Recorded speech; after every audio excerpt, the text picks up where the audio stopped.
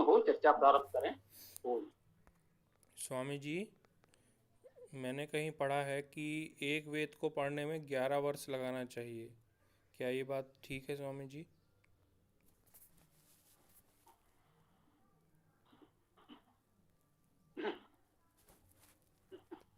ये सब वेद विरोधियों की बातें हैं।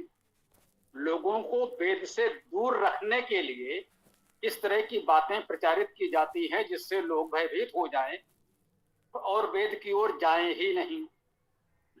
एक वेद को पढ़ने के लिए 11 वर्ष लगाना चाहिए, इस पर विचार करें। अच्छा प्रश्न है, सब लोग जरा ध्यान दें इस विषय पर। चारों वेदों में कुल मिलाकर 10,349 मंत्र, 10,000 से अधिक, इतना ध्यान रखें। चारों वेदों में कुल मंत्रों की संख्या 10,000 से अधिक है। सबसे छोटा सामवेद है जिसमें 1,875 मंत्र हैं। यजुर्वेद में 1,975 मंत्र हैं। 1,875 सामवेद, 1,975 यजुर्वेद, अर्थात 2,000 से न्यून है। ऋग्वेद की मंत्र संख्या 10,522 है, अर्थात 10,000 से अधिक, 10,500 से अधिक। ऋग्वेद में 10,500 से अधिक हैं। सामवेद तथा यजुर्वेद में 2,000 भी नहीं है। अथर्ववेद में 5,977 मंत्र हैं, लगभग 6,000। इन चारों वेदों को पढ़ने के लिए 11 वर्ष का समान समय कैसे दिया जा सकता है? यदि सामवेद में भी 11 वर्ष लगेंगे तो इस दृष्टि से तो यजुर्वेद को पढ़ने में उससे 5-6 गुना समय अधिक लगेगा। तो मान लीजिए कोई सामवेद पढ़ेगा यदि 11 वर्ष में, तो ऋग्वेद पढ़ने के लिए उसे तो 60 वर्ष से अधिक चाहिए। स्वाभाविक है, यह अव्यवहारिक है, संभव ही नहीं है। तो ये मान लीजिए कि वेद को पढ़ने के लिए लोग विभिन्न प्रकार के इस तरह की बाधाएं उत्पन्न करते हैं, इतने आडंबर बताते हैं, तो एक प्रकार से लोगों को भयभीत करते हैं, हतोत्साहित करते हैं, जिससे लोग वेद को न पढ़ें, क्योंकि वे जानते हैं कि यदि वेद का प्रकाश फैल गया तो उनके पाखंड का अंधकार मिट जाएगा, न बाबागिरी बचेगी, न कोई और पाखंड बचेगा। ये कह सकते हैं कि वेद का प्रकाश हुआ, वेद का सूर्योदय हो गया, तो ये बाबावाद और जातिवाद दोनों का समापन हो जाएगा। इससे भयभीत होकर ये जो रूढ़िवादी लोग हैं, जो चाहते हैं समाज में पाखंड आडंबर बना रहे, वो लोगों को वेद से दूर करने के लिए अनेक प्रकार की ऐसी बातें प्रचारित करते हैं। उनका एकमात्र उद्देश्य है कि आप वेद को ना पढ़ें। ओम। धन्यवाद स्वामी जी। स्वामी जी, मेरा एक प्रश्न है जो वेद से रिलेटेड है कि नहीं पता नहीं, परंतु मैं पूछना चाहती हूँ, बहुत दिनों से मन में है। जी बताइए जी। ओम जी, ये जो हम लोग बोलते हैं कि पुत्र ही मुखाग्नि देगा, तभी जो है मोक्ष को प्राप्त होंगे, पुत्री मुखाग्नि नहीं दे सकती, ये कहाँ तक सत्य है? यदि किसी को पुत्र नहीं है तो क्या होगा? ये पूर्णता असत्य है। मैं यही कह रहा हूं कि ये वेद विरोधियों ने कुछ पाखंड जो फैलाए हैं, उनमें एक ये भी है। इसका कोई तर्क नहीं है, कोई आधार नहीं है। मृत व्यक्ति को कौन कैसे संस्कार करता है, इसका उस व्यक्ति के आगे जो कुछ भी होना हो, जब मान लिया जाए कोई गति, मुक्ति, मोक्ष, स्वर्ग आदि होना होता है, यदि ऐसा होता हो तो भी इससे उसका क्या संबंध है? उसने जो जीवन भर कर्म किए हैं अच्छे बुरे, उसके अनुसार उसको फल मिलेगा, या कोई अन्य व्यक्ति यदि किसी पाखंड का पालन कर देगा उचित तरीके से, कथित रूप से उनके बताए अनुसार, तो उस व्यक्ति को मोक्ष मिल जाएगा, वो चाहे जितना पापी हो। और एक पुण्यात्मा अच्छा व्यक्ति यदि उसका पुत्र नहीं है जैसा कि आपने कहा, तो उसको सदगति नहीं मिलेगी, मोक्ष नहीं मिलेगा, स्वर्ग नहीं मिलेगा। इससे बड़ी मूर्खता और पाखंड और क्या हो सकता है। तो ये वेद विरोधियों के फैलाए हुए पाखंड हैं, जिससे हमें बचकर रहना है। ओम। तो इसका तात्पर्य मैं क्या निकालूं कि पुत्री भी मुखाग्नि दे सकती है? अवश्य, वेद में कोई भेदभाव नहीं है नर नारी का, किसी जाति वर्ण का, किसी कुल गोत्र का। वेद में तो कोई भेदभाव नहीं है। बिल्कुल जो कार्य पुत्र कर सकता है वे सब कुछ पुत्रियां भी कर सकती हैं। वेद में तो कहीं कोई ऐसी समस्या, कोई भेदभाव, कहीं कोई ऐसी बात नहीं कही गई है। जी नहीं गुरुजी, इस पर एक और शंका है मुझे। जैसे हम लोग स्त्रियां जब मासिक धर्म में होती है तो कहते हैं ना पूजा नहीं करना चाहिए, तो क्या उस वक्त मुखाग्नि भी नहीं देना चाहिए? मान लीजिए ऐसा स्थिति में वो है और पुत्र नहीं है, तो क्या पुत्री मासिक धर्म में भी मुखाग्नि दे सकती है? अवश्य। देखिए, वह एक स्वाभाविक शारीरिक प्रक्रिया है। इसका इन सब बातों से क्या लेना देना है। शरीर से किसी को पसीना आ रहा है, कुछ भी हो रहा है, जो भी एक शरीर की स्वाभाविक प्रक्रियाएं हैं, उसका इन सब कार्यों से क्या लेना देना। भाई मैंने कहा ना, ये सब रोकने के बहाने हैं। सब कुछ आप कर सकते हैं, नित्य वेद पाठ करें, स्वाध्याय संध्या करें, जैसे करते हैं वैसे सभी दिन करें। ऐसा कोई भेदभाव वेद ने नहीं सिखाया है। इन सब मूढ़ मान्यताओं से बचें, हम यही कहेंगे। ओम।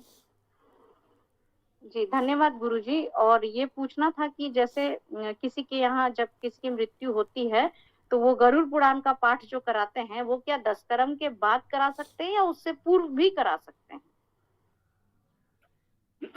इसकी कोई आवश्यकता ही नहीं है, इसे कभी नहीं कराना चाहिए। हम तो ये कहेंगे कि गरुड़ पुराण जैसे पाठ तो करना ही नहीं चाहिए। उसमें सब बहुत ही अनुचित बातें हैं, कहेंगे वो तो त्याज्य है। हाँ, एक सहज भाव से जानकारी के लिए, स्वाध्याय के लिए कि हाँ भाई हमने सुना है गरुड़ पुराण भी है, उसमें क्या है। कभी आपके पास समय हो तो एक मनोरंजन के लिए उसको पढ़ सकते हैं। गरुड़ पुराण का इससे अधिक कोई महत्व नहीं है। हम यही कहेंगे, जब भी उचित समझें उसकी शांति श्रद्धांजलि करते हैं और उसमें वेद पाठ करें, वेद पारायण करें जितना संभव हो। कोई वेद का अंश कर लें, एक अध्याय कर लें, संपूर्ण एक वेद का पाठ कर लें, जिनसे संभव हो वो संपूर्ण चारों वेदों का पाठ रखें। तो जो कुछ भी करना है हमको वेद पाठ करना है, इन सब से बचे हैं तो अच्छा है। ओम। जी धन्यवाद गुरुजी। स्वामी जी, ये मृत्यु के उपरांत जो मृतक भोज रखा जाता है उस पर कृपया बताइए, क्या वो होना चाहिए? क्योंकि कई लोग कहते हैं कि मृतक भोज नहीं खाना चाहिए। देखिए, इसको व्यवहारिक रूप से देखें। अब किसी के यहाँ वैसे ही कष्ट है, दुख है, अब उसके ऊपर एक परंपरा रूढ़ के नाम पर एक दबाव बनाया जा रहा है कि आप सबकी दावत करिए, तो ये कितना अनुचित है। एक तो उसके घर से किसी का निधन हुआ है, वो इतना शोक संतप्त है, पता नहीं जो व्यक्ति गया है उसकी क्या स्थिति थी, उसके ऊपर क्या आर्थिक संकट आ गया है। अब उस पर आप दबाव डाल रहे हैं कि नहीं साहब, आप जो है गांव भर को भोजन कराइए, सैकड़ों लोगों के भोजन की व्यवस्था कीजिए। देखिए, पता नहीं उसके पास अपने भोजन की व्यवस्था भी शेष बची है या नहीं, वो अन्य लोगों को भोजन कैसे कराए और क्यों कराए। तो इस प्रकार से रूढ़ के रूप में सबको भोजन कराने के लिए दबाव डालना तो पूर्णतः अनुचित है। हाँ, इसका दूसरा पक्ष ये अवश्य है कि अब किसी के घर में एक दुखद घटना हुई है, उसके मित्र परिचित संबंधी स्वाभाविक है वहां आएंगे। अब जब इतने लोग यहाँ पर आए हुए हैं तो स्वाभाविक है उनका जो भी आवश्यकता है, भोजन जलपान व्यवस्था कहीं ना कहीं बनेगी ना। तो उसको ये करें कि जो लोग आए हैं ये व्यवस्था बनाएं कि सब लोग उसमें कुछ सहयोग दे करके सबके एक सामूहिक वो व्यवस्था बना लें, न कि उस व्यक्ति पर एक बोझ डालें कि भैया एक तो वैसे ही वो दुखी है, उसके ऊपर इतना बोझ और डाल दो। भाई अब मान लीजिए बहुत से लोग एक स्थान पर एकत्र हुए हैं शोक व्यक्त करने के लिए, उसको सांत्वना देने के लिए, इस कार्य में सम्मिलित होने के लिए, अच्छी बात है, होना चाहिए। तो उन लोगों के लिए भोजन की व्यवस्था ये सब लोग सामूहिक सहयोग से करें। जो लोग एकत्र हुए हैं उनके लिए, भोजन के लिए आए हैं, तो ये तो बिल्कुल व्यर्थ की बात है। जो उसमें सम्मिलित होने के लिए आ गए हैं, जो भी थोड़े से जितने भी लोग हों, तो भाई जिसका जिसका एक सामाजिक संपर्क जितना है, उस दृष्टि से किसी के यहाँ कुछ ही लोग होंगे, किसी के यहाँ बहुत लोग आ सकते हैं, तो उस तरह की व्यवस्था बनाई जा सकती है। यदि वह व्यक्ति बहुत धनी है, संपन्न है, तो वो सहज भाव से सारी व्यवस्थाएं कर भी सकता है, वो करना चाहे तो करता रहे। लेकिन रूढ़िगत परंपरा के रूप में कि नहीं साहब तुम्हारे पास अपने भोजन की व्यवस्था हो या ना हो, परंतु पूरे समाज को, सैकड़ों लोगों को, हजारों लोगों को भोजन कराना है, ये रूढ़ है या परंपरा है, इसके बिना मोक्ष नहीं है, गति नहीं है, शांति नहीं होगी, तो ये तो मूर्खतापूर्ण बात है। इससे यथासंभव बचना चाहिए। धन्यवाद स्वामी जी।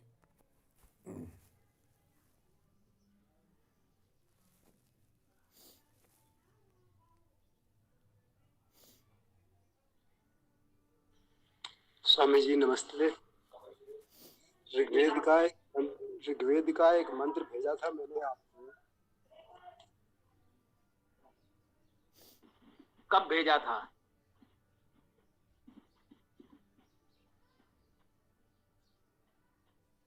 जी हरीश जी, कब भेजा था, कौन सा मंत्र?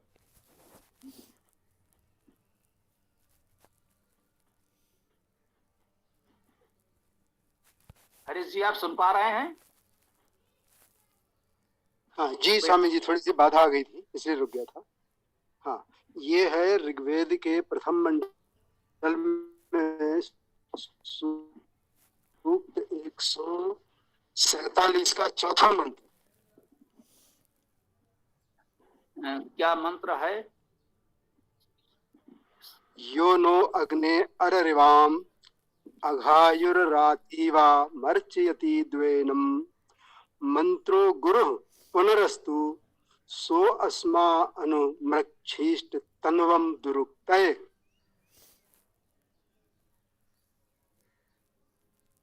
तो इसमें जो गुरु शब्द आ रहा है, गुरु मंत्र जो आ रहा है, ये वहां पर जो है विवादित है, उस पर थोड़ा प्रकाश डालिए। हाँ, ऋग्वेद मंडल 1 का कौन सा सूक्त है? 147 147 का चौथा। ठीक ठीक ठीक, 147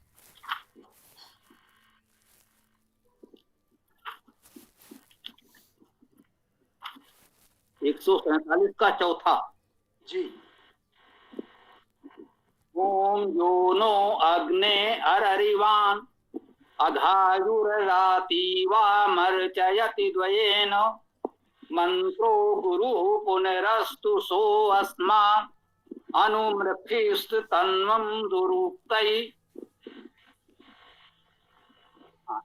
ये मंत्र है, इसमें मंत्रो गुरु पुनः ये आया है। जी जी, इसमें समस्या क्या है? समस्या ये है कि जो ये परंपरागत कनफुक्का जो लोग हैं वे बोलते हैं कि इसमें गुरु मंत्र की बात आ रही है, और मुझे ऐसा दिख रहा है कि ये जो है मंत्र ही गुरु है, जो बार बार होना चाहिए हमारे लिए। और जो एक पुस्तक जिसका आपको उदाहरण भी दिया है, तो वो ये कहते हैं कि हे अग्नि, जो हमारे प्रति मारण, दुष्टकर्म आदि पाप का अभिलाषी है, दान नहीं देता, मानसिक एवं वाचिक दोनों प्रकार के मंत्रों द्वारा जो हमें दान देने से रोकता है, उसके लिए मंत्र का पहला मानसिक रूप हृदय का भार बने तथा दूसरा वाचिक रूप दुर्वाक्य उसका ही शरीर नष्ट करें। तो ये बड़ा विवादित दिख रहा है। नहीं, इस मंत्र के अर्थ में ये बात कही जा रही है जी, तभी तो मुझे आपसे परामर्श करना पड़ रहा है कि ये क्या बात है। ऐसा कुछ है नहीं। यो जो नो हमारे लिए अग्नि है, अग्नि अग्रणी परमेश्वर, अररिवान, अररिवान को री गतो धातु से ही लेना पड़ेगा, गत्यर्थक धातु में अरविवान प्राप्त करता है ना। अब देखिए अररिवान का अर्थ हुआ प्राप्त करता हुआ, प्राप्त करने वाला, यहां तक तो ठीक है। अब क्या प्राप्त करना है ये कोई अपनी ओर से जोड़ेगा तो कोई भी हो मैं कहूंगा ये ठीक नहीं है।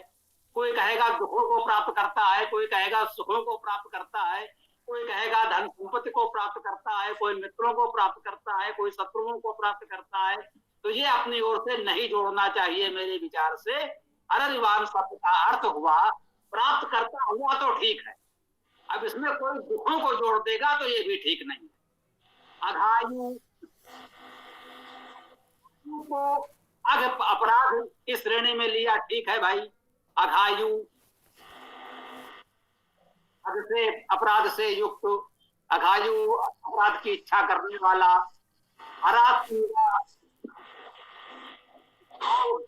दाने धातु है, दान करने वाला, अरातीवा न देने वाला, अदानी। दो प्रकार से अर्थ हुआ दो द्वारा, दो के साथ। अब ये दो क्या है,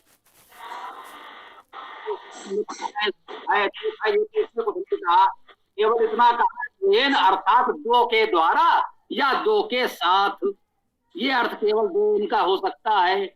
दुरुक्तई, दुह उक्तई बुरी तरह कहा गया दुष्ट उक्तियों से, ये ठीक है ना।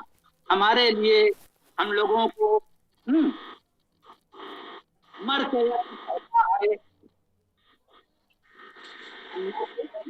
रूप है, मर्चियत कहता है, केवल इतना अर्थ होगा। उसके बाद कुछ भी जोड़ा जाता है, चाहे जो कोई जोड़ रहा हो, मैं कहूंगा ये अनुचित है। मर्चियत कहता है, अब इसमें मर्च धातु है, उसका अर्थ कहना बोलना है, तो मर्चियत का अर्थ कहता है, हो सकता है।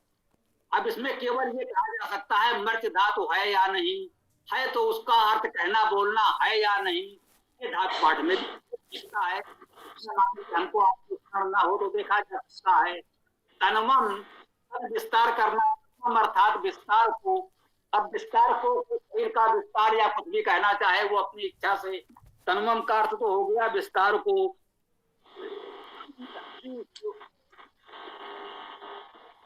अनुकूल, अनुचर पीछे चलिए, शोधन करना, ठीक बात है।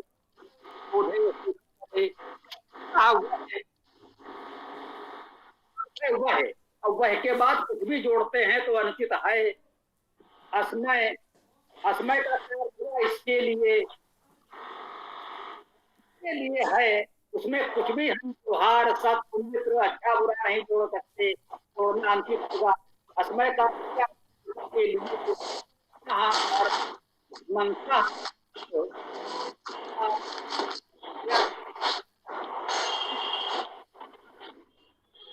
गुरु होवे, वह मंत्र हमारा गुरु होवे, ये तो बिल्कुल स्पष्ट है। इसमें तो कहीं किसी भ्रम के लिए कोई स्थान ही नहीं शेष रहा है ना। तो हम लोगों ने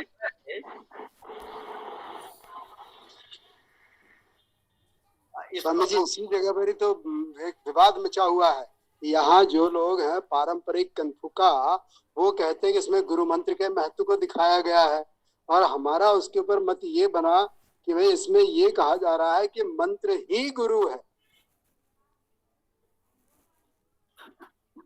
जी हाँ, मंत्र ही गुरु है। हमने भूमिका में, पुस्तकों में अपने लिखा हुआ है, वेद भगवान ही हमारे गुरु हैं, कोई व्यक्ति नहीं। हम वेद को ही गुरु मानते हैं, बहुत सम्मान से हमने कह दिया वेद भगवान। हाँ हाँ बिल्कुल बिल्कुल। तो वेद भगवान ही हमारे गुरु हैं, किसी व्यक्ति को गुरु मानने की आवश्यकता नहीं है। क्योंकि यदि मान लीजिए कोई हमको ही गुरु मान लेगा तो मैं व्यक्ति हूँ, मुझसे भूल चूक हो सकती है। और ये बात सभी के लिए, चाहे कितना बड़ा महापुरुष हो, हम आप साधारण लोग हैं, कितना भी बड़ा महापुरुष हो, व्यक्ति से भूल चूक हो सकती है। इसलिए वेद भगवान ही हमारे गुरु हैं, कोई व्यक्ति नहीं हो सकता।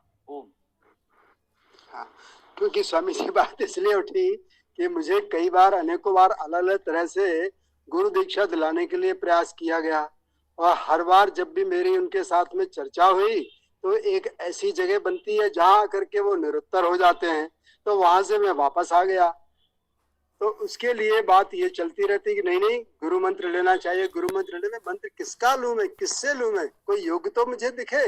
और जिसने भी हमको पढ़ाया लिखाया शिक्षित किया योग्य बनाया, हमें तरह तरह से ज्ञान दिया, विज्ञान का दर्शन कराया, ये सभी लोग तो हमारे गुरु हैं। जिन लोगों की वजह से हमने आजीविका पा रहे हैं, समाज के अंदर प्रतिष्ठा पा रहे हैं, क्या ये हमारे गुरु नहीं हुए? ये गुरु यही हुए। जो शिक्षा देता है वही दीक्षा दे सकता। विद्यालय में दीक्षांत समारोह होता है, जब शिक्षा पूर्ण हो जाती है तब दीक्षांत समारोह में उसे दीक्षा दी जाती है। जो शिक्षा देता है, दीक्षा देने का अधिकार उसी को है। वो शिक्षा नहीं दे सकता, वो न परीक्षा ले सकता है न दीक्षा दे सकता है।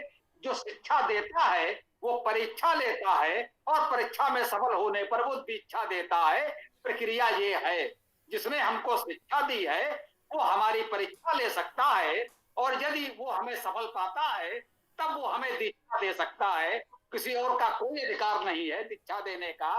ये जो अनपढ़ मूर्ख गुरु घंटाल हैं, इनके लिए उचित स्थान दयानंद जी ने भी बताया है।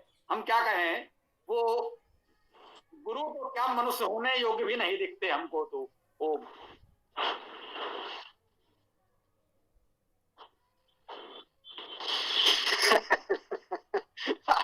स्वामी जी, आपने तो वो बात कह दी जो मैं कहना ही नहीं चाह रहा था। आपने उस बात को निकाल के बाहर कर दिया। हाँ, इस चर्चा से एक बात अवश्य अच्छी हुई कि वेद में गुरु शब्द है, ये तो पता चल गया। क्योंकि एक बड़ी यही था कि वेद में गुरु शब्द मतलब उस महत्वपूर्ण रूप से कहीं अभी तक चर्चित था ही नहीं कि वेद में गुरु शब्द है भी कि नहीं है।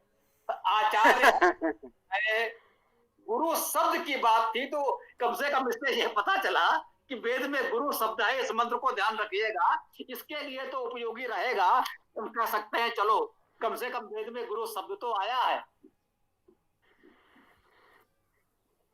जी है स्वामी जी, धन्यवाद। ओम। नमस्ते स्वामी जी, ये दीक्षा क्या होती है स्वामी जी?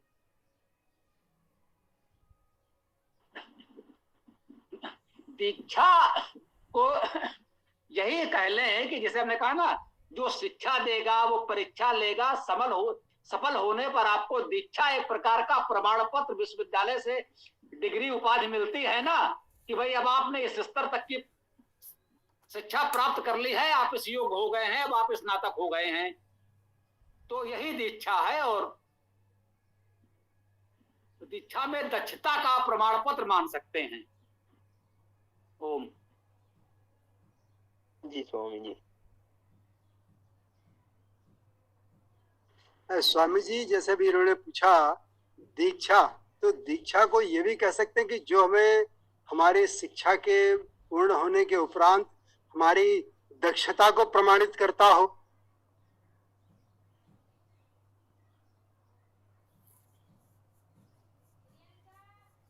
ना वही तो अभी हमने कहा, शिक्षा देगा परीक्षा लेगा, उसके बाद वो प्रमाणित हो जाएगा कि हाँ भाई ये दिया तो वही दीक्षा हो गई। जी।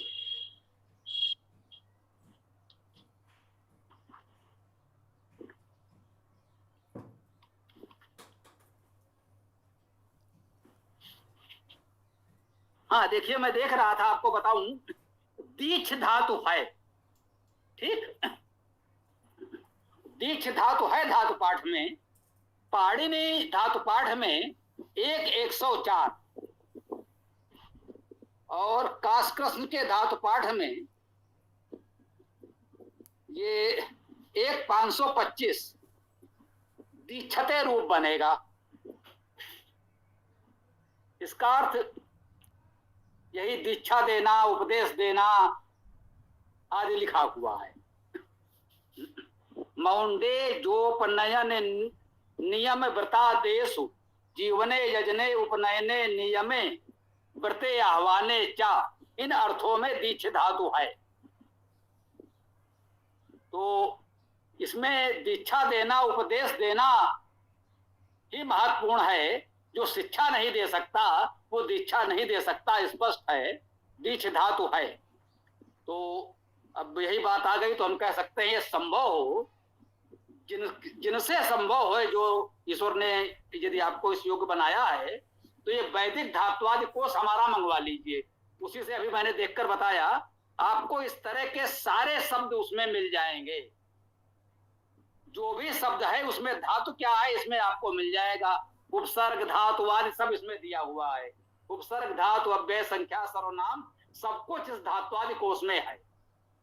तो इससे जो भी शब्द कहीं आए, कोई कठिनाई हो, इसकी सहायता से आप उस शब्द का अर्थ, व्याख्या बिल्कुल स्पष्ट कर सकते हैं कि इसमें ये उपसर्ग है, ये धातु है, इस प्रकार से ये होगा। ओम। धन्यवाद स्वामी जी।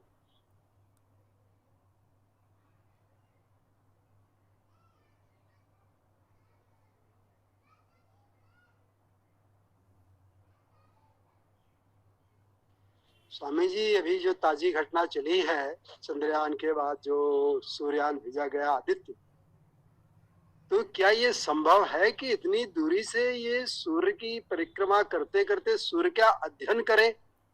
क्योंकि सूर्य के आसपास का तापमान ही करीब करीब 5000 के ऊपर का डिग्री सेंटीग्रेड खुद ही उन्होंने, वैज्ञानिकों ने निकाला हुआ है।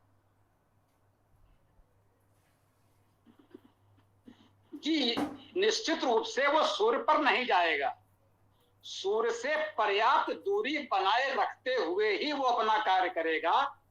यदि सूर्य के इतना निकट जाएगा तब तो वो स्वयं ही सूर्य में समाहित हो जाएगा, उसका अंश हो जाएगा, वो भी प्रकाश रूप हो जाएगा। फिर तो कोई पदार्थ शेष ही नहीं रहेगा। सूर्य को तो ये मान ले, सूर्य के निकट गया तो फिर वो पदार्थ नहीं रहेगा, वो स्वयं ऊर्जा हो जाएगा। तो ये तो निश्चित है। तो सूर्य के अध्ययन के लिए जो भी जाते हैं वो सूर्य से इतनी सुरक्षित पर्याप्त दूरी बनाए रखते हैं जहां पर सूर्य का इतना ताप न हो और वो अपना कार्य कर सके। और चूंकि ये आकाश में होते हैं तो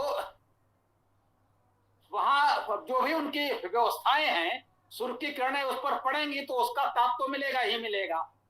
तो वो सुरक्षित दूरी का ही सिद्धांत है। इसमें थोड़ा सा ये, आपने यदि प्रश्न आपके मन में आया है तो प्रयास कीजिएगा कि वो सूर्य से कितनी दूरी पर रह करके ये अपना अध्ययन करेगा। हमने इधर ध्यान नहीं दिया है। यदि आप प्रयास करेंगे तो ये जानकारी आपको मिल जाएगी कि सूर्य से कितनी दूरी पर रहकर वो अपना कार्य कर रहा है। तो उतनी दूरी पर कह सकते हैं वो सुरक्षित रहेगा। वो दूरी पार करके या सूर्य के अधिक निकट जाएगा तब तो वो समाप्त हो जाएगा, ये बिल्कुल निश्चित है। स्वामी जी, उसी बात का तो प्रश्न है कि आखिर अंतरिक्ष में रुकेंगे कहाँ, ये एक बात। दूसरी बात, इतनी दूरी से क्या ये अध्ययन कर सकेंगे सूर्य का, जो संभव नहीं दिखाई देता। क्योंकि सूर्य की दूरी, इस सुरक्षित दूरी पर रहने का अर्थ ये होता है कि लगभग वो दूरी पृथ्वी और चंद्र की दूरी के बीच के समान की दूरी होना चाहिए, उसके आसपास की दूरी रहेगी सूर्य से। तो वहां ना तो उनका कोई स्टेशन है, किसी के लिए अध्ययन केंद्र है, ना ही वहां रुक सकते हैं। और उतनी दूरी से सूर्य के बारे में क्या अनुमान कर सकते हैं? ये मैं कह तो सकता हूं, लेकिन मेरा मन हुआ कि ये बच्चे जो जुड़े हुए हैं, सीताराम, पुलकित या और जो, मैं नहीं पता कि आपके टीम से जो लोग भी हों, क्या ये इस विषय के विद्यार्थी हैं? आप इसका कुछ समाधान करेंगे? मैं तो बताऊंगा, निश्चिंत रहें। सीताराम जी तो दिख रहे हैं, पुलकित, कोमल, विदुषी और ये लोग हैं कि नहीं है मुझे नहीं पता। कोई बोलेगा कुछ? नहीं, फिर मैं तो बताऊंगा ही। गुरुजी, आज कोमल नहीं आप आई है, ज्वाइन की है, उनको कुछ घर में व्यस्तता है, उन्होंने पहले ही मैसेज कर दिया था।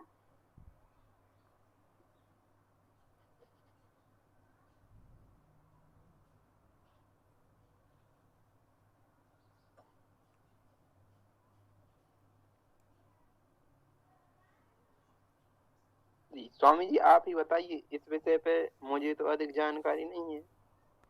मुझे भी जानकारी नहीं है।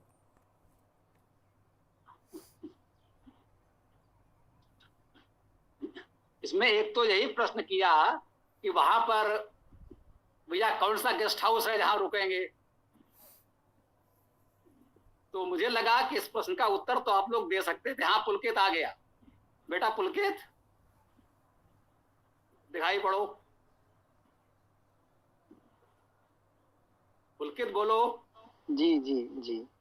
हाँ, अभी भैया ने एक बहुत अच्छा प्रश्न किया है, तो मैं बताने जा रहा था। मेरा मन है कि पहले तुम लोग बताओ। सीताराम केवल थे, उन्होंने कहा भाई मैं नहीं बताऊंगा, आप ही बताओ। तो मेरा मन है तुम बताओ।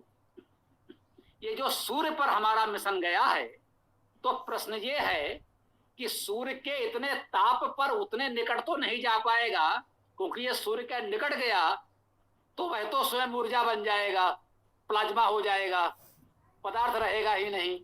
ये तो निश्चित है। तो सूर्य से पर्याप्त दूरी पर रहकर ही अध्ययन कर सकता है, जहां पर वो सुरक्षित रहे।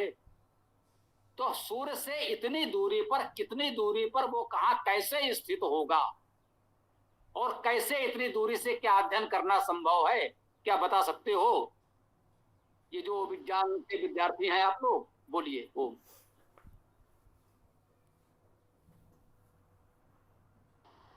जी, वो क्या है कि जैसे जो सूर्य का वो आदित्य भेजा है, तो वो उसकी जो सूर्य की कक्षा है ना, तो वो कक्षा में उसके में भ्रमण करेगा। तो दूरी ऐसा फिक्स तो उन्होंने कुछ बोला नहीं है, लेकिन उनका उद्देश्य यही है कि जो ऊर्जा आ रही है वो कहाँ से उसमें मतलब कहाँ से उत्पन्न हो रही है ऊर्जा, भाई उत्सर्जित कहाँ से हो रही है, जो सीधे सीधे ऊर्जा निकल रही है, तो वो कौन से हिस्से से निकल रही है सूर्य के से, और वो किस तरीके से मतलब गति कर रही है, उस आदि वो चीजें देखना है उसमें। क्योंकि देखो चंद्रमा पर भेजा, उसमें तो चंद्रमा की जमीन वगैरह उधर क्या क्या उपस्थित है, जीवन संभव है, इसके ऊपर भेजा था ये मिशन। जबकि सूर्य का तो इसलिए ही भेजा है कि उधर अपन सूर्य की जो उससे उत्पन्न होने वाली ऊर्जा है उसका अध्ययन कर सके, कि भाई हमारे लिए उसका हमारे जीवन पर क्या प्रभाव पड़ रहा है और वो कैसे उत्सर्जित हो रही है। तो वहां दूरी से हो जाएगा वो, तो कोई उसमें दिक्कत नहीं है। हमें सतह पर नहीं भेजना, हमें कोई उसकी प्लाज्मा का अध्ययन नहीं करना हो, तो उत्सर्जित कैसे हो रहा है वहां उसके पास पर्याप्त इंस्ट्रूमेंट है, तो उसकी कक्षा में स्थित होकर वो देख रहा है। जी, किसी ने बहुत अच्छा बताया, मुझे प्रसन्नता हुई। एक तो ये कि वो सूर्य का परिभ्रमण करेगा कक्षा में, जैसे सूर्य का परिभ्रमण सभी ग्रह कर रहे हैं, पृथ्वी आदि, है ना। बुध, शुक्र, पृथ्वी, मंगल, गुरु, शनि आदि ये सभी ग्रह सूर्य की परिक्रमा कर रहे हैं। वैसे ही जो हमने भेजा है आदित्य, यह भी सूर्य की परिक्रमा करेगा एक निश्चित दूरी से। तो वो इतनी दूरी पर अपना परिक्रमा में आ जाएगा, कहीं स्थिर तो रह नहीं सकता। तो सूर्य की परिक्रमा करने लगेगा, कह सकते हैं सूर्य का एक छोटा ग्रह बन जाएगा वो। तो वो जब सूर्य की परिक्रमा करता रहेगा, तो परिक्रमा करते हुए सूर्य से आने वाली किरणों का वो अध्ययन करेगा। वो जानकारियां वहां से जो भी यंत्र उपकरण लगाए गए हैं उनमें उसकी जो भी जानकारियां आएगी वो पृथ्वी पर भेजेगा, और यहाँ प्रयोगशाला में लोग उसका अध्ययन करेंगे। तो एक तो ये है कि वो सूर्य की परिक्रमा करता रहेगा, कहीं भी स्थान पर वो टिकेगा नहीं, रुकेगा नहीं, और निश्चित रूप से वो इतनी दूरी पर रहेगा कि सूर्य के ताप से वो नष्ट ना हो जाए। और स्वाभाविक है, कुछ संवेदनशील उपकरण ऐसे लगाए जाते हैं, तकनीक इतनी विकसित हुई है, इतनी दूरी से जितने, जैसे पृथ्वी पर रहकर भी सूर्य की बहुत से जानकारी हम लोग प्राप्त कर रहे हैं, बहुत कुछ अध्ययन कर रहे हैं पृथ्वी पर बैठे बैठे।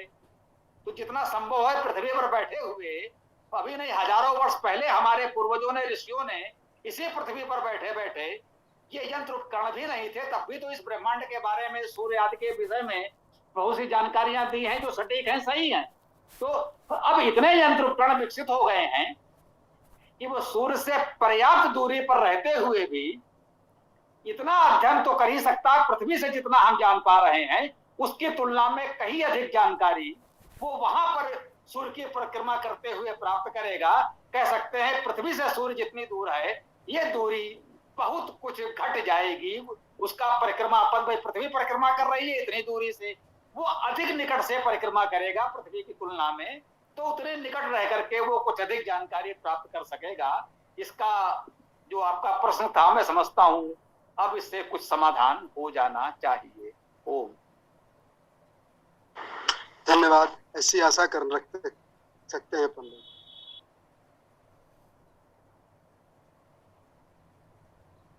हाँ भाई पुलकित, तुम्हारा कोई प्रश्न हो तो बताओ। गुरुजी, जब ये सूर्य की बात चली है तो अपना वो पुराना विषय मेरे को याद आ गया, जो सूर्य को दूरी लेकर था। तो गुरुजी मेरे को ये पूछना था, जैसे जैसे अब आज के समय में जो उपस्थित है वो आचार्य अग्निव्रत जी है, जो मतलब वेदों का वैज्ञानिक भाष्य कर रहे हैं, उनका निरुक्तों का वैज्ञानिक भाष्य कर रहे हैं। तो मतलब मुझे ये जानना था गुरुजी कि वो ऐसा मतलब किस प्रकार करते हैं कि जैसे सायन जी थे, उन्होंने, हमने देखा वो मंत्र में उन्होंने व्याख्या की, चाहे वो सटीक है नहीं है उससे कोई मतलब नहीं है, लेकिन वो काफी आसपास चीजें हैं, इतना भी अंदाजा लगाना, क्योंकि हम मतलब ये वैज्ञानिक ही, जैसे हम पढ़ते हैं कि जो जीव से उत्पत्ति है, तो ये पहले मानते थे कि निर्जीव से सजीव की उत्पत्ति हो जाती है, अभी 18वीं सदी तक ऐसे इनको रेडिएशन वगैरह किसी को ज्ञान नहीं था। लेकिन हम इस चीज को भी कह रहे हैं कि उसकी गति इतनी है, किरणों की गति इतनी है, तो हम इतना भी अंदाजा लगा पा रहे हैं। तो वो किस तरीके से वो मतलब इन चीजों को जान पाते हैं? उपकरण तो आप भी कहते हैं बात की भाई पहले उपकरण नहीं थे इतने भारत में, ये सारा जो अप्लाइड वाला है वो पूरा विदेश से आया है। तो इस पे थोड़ा सा बताइए कि ये मतलब इनका क्या तरीका है, किस प्रकार ये करते हैं? देखिए, प्रश्न तो आपका बहुत अच्छा है। मैं इस पर इतना ही कह सकता हूं कि मैं भी व्यक्ति हूं, मनुष्य हूं, और प्रत्येक विषय की उतनी गंभीर जानकारी होना मुझे, ये आपकी अपेक्षा तो हो सकती है, फिर भी प्रयास करता हूं। इसमें कोई संदेह नहीं है कि इस प्रकार के यंत्र उपकरण तो नहीं थे, इसमें कोई संदेह नहीं है, परंतु फिर भी यह बिल्कुल सही है कि ग्रहों की गतियों का सटीक अध्ययन किया गया। पृथ्वी पर बैठकर हम चंद्रमा तक नहीं गए, परंतु चंद्रमा की गतियों की पूरी जानकारी हमें थी। हम मंगल पर नहीं गए, परंतु मंगल की गतियों की पूरी जानकारी हमको थी। सौर मंडल के जितने ग्रह हैं, बुध, शुक्र, पृथ्वी, मंगल, गुरु, शनि, इतने ग्रहों की जानकारी हमारे प्राचीन ऋषियों आचार्यों को थी। जी हाँ, शनि तक। शनि के उधर जो कुछ नवीन ग्रह अभी खोजे गए, आपने 3 ग्रह खोजे, फिर बाद में आपको पता चला कि नहीं, परिभाषा के अनुसार इनको ग्रह करना ठीक नहीं है, तो ग्रह की परिभाषा अभी भी आप तय कर रहे हैं और वो ठीक कर रहे हैं। हम इससे बिल्कुल उपहास नहीं करना चाहते भाई। उन्होंने देखा कि सूर्य की परिक्रमा करने वाले बड़े बड़े पिंड हैं, उनको ग्रह कहा जाए, वो ठीक है। फिर उन्होंने देखा कि भाई वो तो इतने अधिक हो गए हैं, तो इन सबको तो ग्रह नहीं कहा जा सकता, तो ग्रह की कोई परिभाषा तय की जाए। जब परिभाषा तय की गई तो ये कहा गया कि ग्रह का आकार कम से कम इतना तो हो कि वो स्वयं अपने आकार के कारण कुछ गुरुत्व बना सके और कम से कम परिभ्रमण करते हुए उसका आकार गोलाकार हो, तो तभी उसे ग्रह कहा जाए। तो एक तर्कसंगत परिभाषा तय की गई। अब इस परिभाषा के तहत संभवतः 9 नहीं 8 ग्रह माने जा रहे हैं। तो पहले हम लोग बुध, शुक्र, पृथ्वी, मंगल, गुरु, शनि इतने ग्रह मानते थे। नवीन ग्रह कुछ खोजे गए, उनकी जानकारी प्राचीन काल में नहीं थी, बहुत दूर थे, वहां तक नहीं पहुंच पाए होंगे, परंतु इतने ग्रहों की सटीक जानकारी, उनकी गतियां, परिभ्रमण का पथ, वो किस गति से परिभ्रमण कर रहे हैं सूर्य का, ये सारी जानकारी तो हमारे पास शताब्दियों पहले से थी, 1000-2000 वर्ष पहले संभवतः थी, इसमें तो कोई संदेह नहीं है। तो निश्चित रूप से ये गणितीय कार्य है, ये समझ ले, इसको आपको यूं समझना चाहिए कि ऐसा नहीं है कि चंद्रमा पर जाकर कुछ देखा था, पृथ्वी पर बैठे बैठे तो इसकी गणित की गई। जो ज्योतिष है, जो पंचांग विद्या है, जैसे आचार्य लोकेश जी समय वैदिक पंचांग पर इतना अच्छा कार्य कर रहे हैं, तो वे कहते हैं ज्योतिष जो है, पंचांग उसका मुख्य भाग है, ये गणित विद्या है, और गणित करने के लिए आपको प्रयोगशाला की भी आवश्यकता नहीं होती। गणित तो आप मौखिक भी कर सकते हैं या थोड़ा सा लेखनी लेकर के लिख सकते हैं, बस। तो गणित के लिए तो केवल इतना उपकरण चाहिए। तो यहाँ पर बैठे बैठे जो कुछ उन्होंने निरीक्षण किया, देखा और उसकी उचित सटीक गणनाएं की, ये सुखद आश्चर्य है कि जो उन्होंने उस समय गणनाएं कर दी, आज के आधुनिक उपकरणों से भी जो गणनाएं की गई वो लगभग सटीक निकले, इसमें कोई संदेह नहीं। तो जब इतनी ग्रहों की सटीक गणना हम कर लेते हैं तो उन तक प्रकाश पहुंचने की अवधि आज की भी गणना कर सकते हैं। उन ग्रहों की पृथ्वी से और सूर्य से दूरी की गणना कर सकते हैं। तो कहां कैसे प्रकाश पहुंच रहा है, कुछ किसी तरीके से कोई अनुमान लगाया गया और प्रकाश के गति की भी गणना यदि की जा सकी है तो ये हमारे लिए अच्छी बात है, सुखद आश्चर्य की बात है, इसको हम मान सकते हैं। ऐसा नहीं कि प्रयोगशाला में किसी ने इसकी गणना की होगी, आज भी जो गणना की गई है वो कहीं ना कहीं गणित ही तो की गई है। अब जो सायण ने लिखा है उसका क्या अर्थ है, वो कितना उपयुक्त है, हो सकता है सायण इस गणित विद्या के, कह सकते हैं ज्योतिष पंचांग गणित के अच्छे जानकार रहे हो, या उनके किसी और साथी सहयोगी ने गणना की हो, इसका उन्होंने अपने भाषण में उपयोग कर दिया हो। अब आपकी रुचि है तो जरा खोजने का प्रयास करें, क्या किसी प्राचीन ग्रंथ में किसी प्राचीन आचार्य ने कुछ ऐसी भी गणना की है कि सूर्य से पृथ्वी तक प्रकाश आने में कितना समय लगता है, चंद्रमा से यहाँ तक प्रकाश पहुंचने में कितना समय लगता है। हो सकता है इस प्रकार की गणनाएं भी हमको मिल जाए, तो असंभव नहीं है। तो ये एक अच्छी जानकारी होगी। तो मैं यही कह सकता हूं कि यंत्र उपकरण आधुनिक तरीके के संवेदनशील, जिसे आप रिमोट सेंसिंग कहते हैं, दूर संवेदी उपकरण विकसित नहीं हुए थे, ये तो सत्य है, परंतु उस समय जितना संभव था गणित त्रिकोणमिति अंश, गोलाकार वृत्ताकार, उसको 360 अंशों में बांटना और किस अंश पर कौन सा ग्रह कैसे स्थित है इसकी सटीक गणना करना तो संभव था। ये पृथ्वी पर बैठकर किया जाता था और वो विद्या आज भी आप सीख सकते हैं, कोई कठिन नहीं है। उसके लिए बहुत बड़ी प्रयोगशाला की आपको आवश्यकता नहीं है।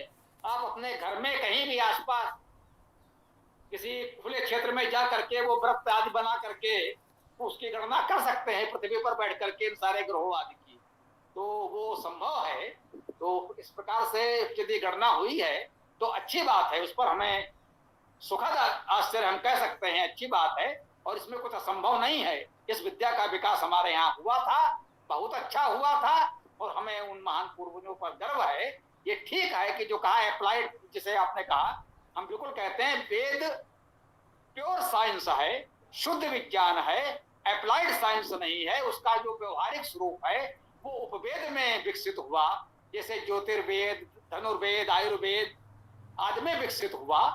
और कह सकते हैं, जो बिल्कुल हम कहते हैं ठीक बात है कि घड़ी, सिलाई मशीन, साइकिल जैसे उपकरण भी हम लोग पहले नहीं बना पाए, ये उन्होंने बनाया, अच्छी बात है। कुछ हमने गणितीय कार्य हमने बहुत अच्छा कर दिया था, उसका उपयोग करके उन्होंने ये यंत्र भी विकसित किए। तो मानव जाति एक है, हम सबको मिलकर विकास करना है। इसमें मैं मेरा अपना पराया का भाव न हो तो अच्छा है। वैदिक संस्कृत तो यही सिखा रही है, सा विश्ववारा संस्कृति है ना, सा संस्कृति विश्ववारा। वैदिक संस्कृत तो वैश्विक है, सब अपने ही लोग हैं, सब मिलकर प्रयास कर रहे हैं, अच्छी बात है। गुरुजी, यहाँ पर मैं एक चीज कहना चाहूंगा कि जैसे चलो हमने गणितीय रूप से निकाल ली गणना, लेकिन हमने मंगल तो आंखों से दिखता नहीं, बहुत सारे ग्रह हैं जो दिखते नहीं, तो उसके लिए कुछ तो होगा ना। जैसे जयपुर में जंतर मंतर है, पहले कहते थे कि इधर वेधशालाएं होती थी, तो कुछ तो भारत में ऐसा होता था ही। जैसे कुतुब मीनार का पुराना वर्णन देते हैं कि ये कुछ ऐसे ही था, इधर से गणितीय गणनाएं की जाती थी, इधर से मतलब कुछ ग्रहों की मेरे को ठीक से याद नहीं है, लेकिन इधर कुछ इसका इस्तेमाल किया जाता था। तो इस तरीके से गुरुजी हो सकता है कि यंत्र उपकरण कुछ ना कुछ तो होंगे ही जो उन्होंने देखा होगा, आर्ट दिखे उनको तो आर्ट ही सही, लेकिन जितना भी था उनके पास कुछ तो होगा ही जब ये गणनाएं की गई होंगी। जी, उज्जैन इस विद्या का केंद्र रहा है, इसमें कोई संदेह नहीं है। उज्जैन में कह सकते हैं भारत की केंद्रीय वेधशाला रही है और इस विद्या का केंद्र उज्जैन रहा है। और आप जिस यंत्र उपकरण की बात कर रहे हैं, तो जो मान लीजिए कि हम घरों में जो सामान्य कैंची चाकू प्रयोग करते हैं वो भी यंत्र उपकरण है। यदि इस स्तर पर आ जाएंगे तो यंत्र उपकरण तो है, इसमें कोई संदेह नहीं है। वो यंत्र उपकरण थे, उन यंत्रों के नाम हैं, उन यंत्रों के प्रकार हैं, उन पुस्तकों में उन यंत्रों का पूरा वर्णन आपको मिलेगा जो यंत्र थे। वो यंत्र क्या थे उसको यही मान लें, जैसे जो प्रारंभिक अवस्था में विद्यालय में आपने रेखा गणित में जिन यंत्र उपकरणों का उपयोग किया वो भी तो यंत्र उपकरण है ना, चांदा, प्रकार आदि आदि। तो जैसे शंकु है, एक उपकरण है शंकु, ये बहुत उपयोगी उपकरण है। आप कह सकते आज आप उसे उपकरण नहीं मानेंगे, लेकिन जिस समय सबसे पहले किसी ने शंकु का निर्माण किया होगा वो अपने समय का बहुत बड़ा वैज्ञानिक होगा, बहुत बड़ा तकनीकी विद होगा, उसने शंकु का निर्माण किया होगा। ये बहुत उपयोगी उपकरण है। ज्योतिष में इसका बड़ा महत्व है। शंकु को रख करके ही देखते हैं सूर्य की छाया कहाँ कैसे पड़ रही। वही हम लोग कहते हैं 21 जून को कर्क रेखा पर सूर्य लंबवत होगा, उसकी छाया नहीं पड़ेगी, शून्य हो जाएगी, शंकु की छाया शून्य होगी। तो पृथ्वी पर केवल एक शंकु को रखकर हमने निश्चित किया कि ये कर्क रेखा है, ये भूमध्य रेखा है, ये मकर रेखा है, कहाँ कैसी छाया पड़ रही है, किस कोण से छाया पड़ रही है, उससे समय का गति का अनुमान लगाना तो उपकरण तो ये भी हो गया।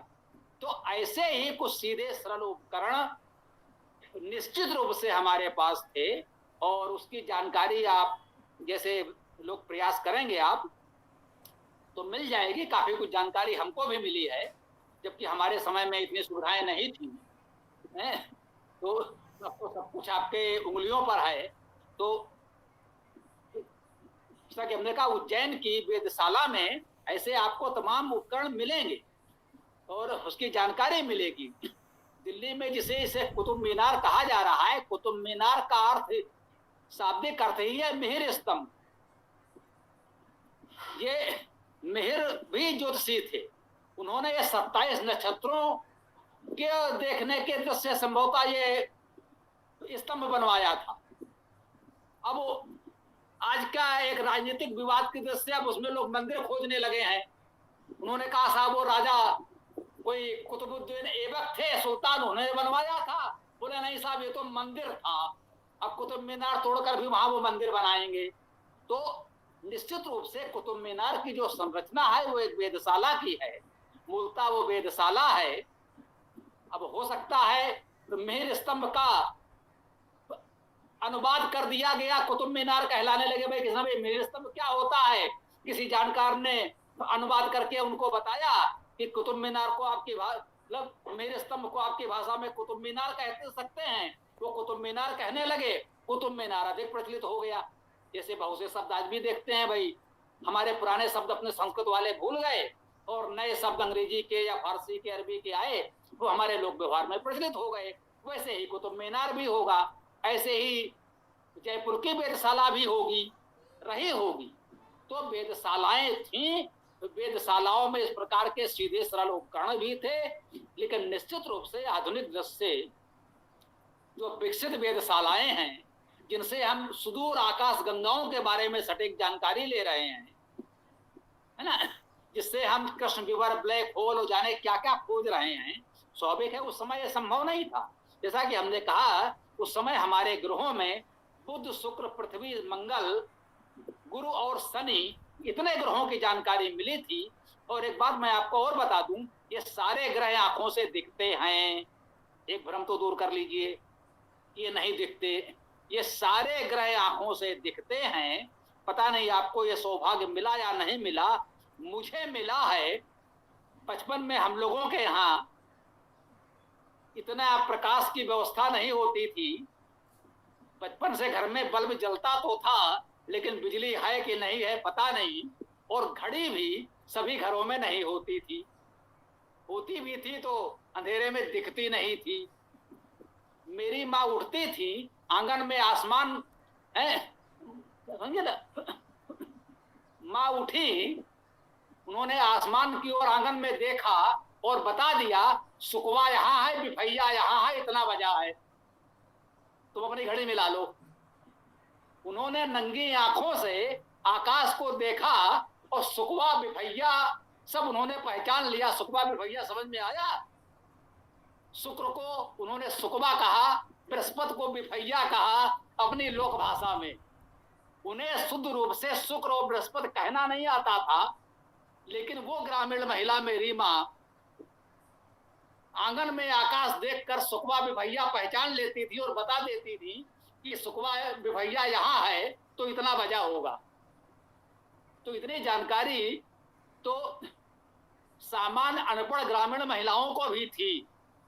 अब वो विद्या लुप्त होती गई, ये अवश्य हमारा दुर्भाग्य है। उसके लिए किसी यंत्र उपकरण की आवश्यकता नहीं थी, केवल एक परंपरागत जानकारी और निरीक्षण की शक्ति थी। इन्हीं आंखों से इतना उनको पता था जो मैंने स्वयं देखा है। इसके लिए मुझे किसी और से प्रमाण मांगने की आवश्यकता नहीं है। भले ही हम देख कर ना पहचान पाए, लेकिन मैंने देखा है मेरी माँ को सारे ग्रह पहचान में आते थे केवल आंखों से देख के। शुक्र बूढ़े हैं, बिफैया उदय हो गए हैं, मंगल यहाँ है, उन्हें सब पता होता था। कहाँ शनि बुड़ गया है, बुड़ गया माने जो कहते अस्त हो गया है। कहाँ सूर्य शुक्र अस्त हुआ है, कहाँ शनि अस्त हुआ है, कहाँ कौन उदय हुआ है। ग्रामीण अनपढ़ महिलाओं को भी सब पता होता था। आकाश देख करके पत्रा देखना नहीं आता था, पंचांग देखना नहीं आता था। पंचांग तो बड़े जोशी देखते होंगे, ये महिलाएं केवल आकाश देखकर सब कुछ बता सकती थी। यह मैंने स्वयं देखा है अपने बचपन तक। तो ये विद्या रही है। मुझे प्रसन्नता है आप जैसे जागरूक बच्चे हमारे साथ जुड़े हैं। कृपया इस विद्या को पुनर्जीवित करें, ये अच्छी बात होगी। इसे आप लोग सीखें, जाने, समझें, लोगों को सिखाएं। इस विद्या को पुनर्जीवित करें। बिना आधुनिक दूर संवेदी उपकरणों के भी इतनी जानकारी हमारे यहाँ लोगों को होती थी। इस पर मुझे वाकई अभी तक सुखद आश्चर्य होता है। और इस विद्या की आप लोग खोज करें। हमारी ये शुभकामनाएं हैं, हमारी भावना है, हमारी अपेक्षा भी है आपसे। गुरुजी, मैं इस विषय पर कुछ बोलना चाह रही हूँ कि ये जो हमें पढ़ाया गया, हम तो अंग्रेजी माध्यम से थे, तो हमें यही बताया गया था कि जो ग्रेविटेशन है, गुरुत्वाकर्षण, ये न्यूटन का देन है। परंतु जो वस्तुतः बात ये है कि 12वीं शताब्दी में महान एस्ट्रोनॉमर और मैथमेटिशियन भास्कराचार्य जी थे, जिन्होंने अपने शोध पत्र सिद्धांत शिरोमणि में गुरुत्वाकर्षण बल का और यहाँ तक कि जो हमारे जितने भी सेलेस्टियल बॉडीज है, जो सूर्य, चंद्र और भी तारे, ग्रह, वो अपने ऑर्बिट में किस तरह चलते हैं, ये सब उन्होंने एक्सप्लेन किया है। और उससे भी 600 साल पूर्व ब्रह्मगुप्त 7वीं सेंचुरी बीसी में उन्होंने भी अपने ब्रह्मस्फुट सिद्धांत में ग्रेविटेशन के बारे में बताया है। यहाँ तक कि भास्कराचार्य जी ने तो स्पीड ऑफ लाइट भी कैलकुलेट करके दिखाया था उसमें, जिसको आज अगर हम मॉडर्न साइंस से अगर उसको हम लोग उसका निकालते हैं, कैलकुलेट करते हैं, तो डिफरेंस सिर्फ 0.002% का ही आता है। और ये जो प्लास्टिक सर्जरी अभी बहुत चला हुआ है, ऑपरेशन वाला सर्जरी, ये एक्चुअली 2800 साल पहले, तकरीबन 800 बीसी में सुश्रुत महर्षि थे, उन्होंने ही किया था। पहला जो सर्जरी था वो उन्होंने किया था। लेकिन हमें पढ़ाया तो कुछ और जाता है स्कूलों में।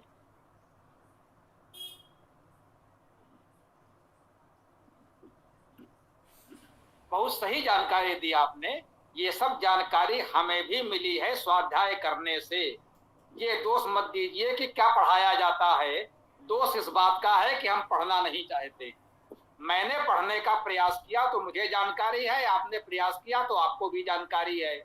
और जिसे कुछ पढ़ना जानना है ही नहीं, उसे जानकारी कुछ नहीं है, वो केवल दूसरों का दोषारोपण करता रहता है। अरे भाई, कोई आपके घर में आकर जबरदस्ती आपको खिला जाएगा क्या? और गुरुजी, एक और बात है जो कि बहुत सरप्राइजिंग है हमारे लिए। वैमानिक शास्त्र जो कि महर्षि भरद्वाज ने कंपोज किया था, उसमें फ्लाइट, मतलब जो बोलते हैं ना, राइट ब्रदर्स ने एरोप्लेन बनाया है, ये पूर्णतः मिथ्या है। सबसे पहला फ्लाइट का प्रूफ हम लोग को वैमानिक शास्त्र जो अगर यदि कोई पढ़ ले महर्षि भरद्वाज द्वारा लिखित, तो उसे मिल जाएगा कि भारत ही वो देश है जहाँ से सारी चीजें मैथमेटिक्स से लेकर के सब कुछ हमने ही पहले आविष्कार किया, और पाश्चात्य लोगों ने इसे चुरा करके बाद में इसको जो है अपने नाम से उसको प्रपाउंड कर लिया। यहाँ तक कि डेसिमल सिस्टम तक, दशमलव जिसे कहते हैं हिंदी में। प्रतिभा जी, आपकी जानकारी अच्छी है और इसका हम सब सम्मान करते हैं। थोड़ा सा अनुशासन का प्रयास करें। मूल सिद्धांत हमने यहाँ यही दिया है, जो हमारा गणितीय पक्ष है वो हमारा सर्वश्रेष्ठ है, इसमें कोई संदेह नहीं है। गुरुत्वाकर्षण का सिद्धांत तो वेद में भी है और हमने अनेक बार चर्चा की है। महर्षि कणाद ने वैशेषिक दर्शन में परमाणु की बात की है। परमाणु की अवधारणा सबसे पहले महर्षि कणाद ने दी, ये ठीक है। डाल्टन ने उसे आगे बढ़ाया, रदरफोर्ड ने उसे और आगे बढ़ाया। तो परमाणु की अवधारणा सबसे पहले कणाद ने दी, ये सत्य है, इसमें कोई संदेह नहीं है।